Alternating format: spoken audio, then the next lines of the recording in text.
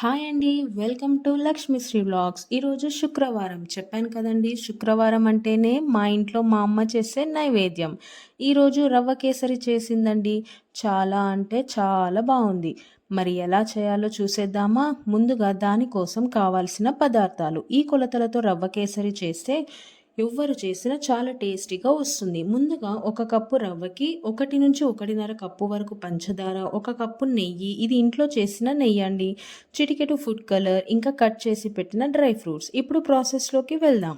ఇప్పుడు స్టవ్ పైన ఒక గిన్నె పెట్టి సగం కప్పు వరకు నెయ్యి వేసి వేడి అయ్యాక కట్ చేసి పెట్టిన డ్రై ఫ్రూట్స్ వేసి వేయించుకోవాలి.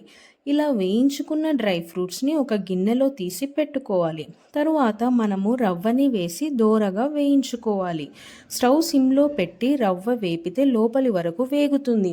మధ్య మధ్యలో కలుపుతూ ఉండాలి. అప్పుడు రవ్వ సమంగా వేగుతుంది. తరువాత పక్క స్టవ్ మీద 3 కప్పుల వరకు వాటర్ తీసుకొని కాగనివ్వాలి. ఇలా నీళ్లు తెరల కాగుతున్నప్పుడు పక్కన దోరగా వేగిన రవ్వలో పోసుకోవాలి. మధ్య మధ్యలో కలుపుతూ రవ్వను ఉడకనివ్వాలి. వీడియోలో చూపిస్తున్న విధంగా రవ్వ దగ్గరకు అయ్యాక 1 నుంచి 1.5 కప్పు వరకు చక్కెరని వేసుకోవాలి. చక్కెర మొత్తం కరిగే వరకు కలుపుతూ ఉండాలి. ఇప్పుడు కలర్ కోసం కొద్దిగా ఫుడ్ కలర్ని వాటర్లో కలుపుకొని వేయచ్చు. లేదు ఫుడ్ కలర్ వాడటం ఇష్టం లేని వారు కుంకుమ పువ్వు పాలల్లో కరిగించుకొని వేసుకోవచ్చు. మళ్ళీ ఒకసారి అంతా కలిసే విధంగా కలుపుకోవాలి.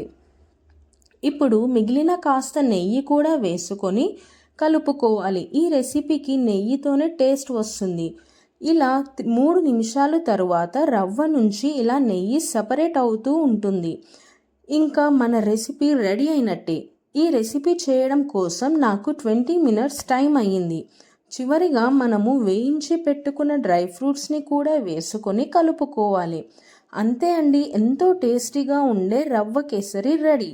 చివరిగా డ్రై ఫ్రూట్స్లో గార్నిష్ చేసుకొని అమ్మవారికి నైవేద్యం పెట్టుకున్నాం.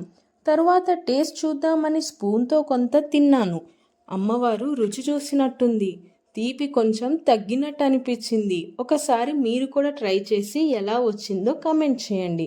మన వీడియోకి లైక్ కొట్టి మన ఛానల్ని సబ్స్క్రైబ్ చేయండి. లక్ష్మీశ్రీ వ్లాగ్స్.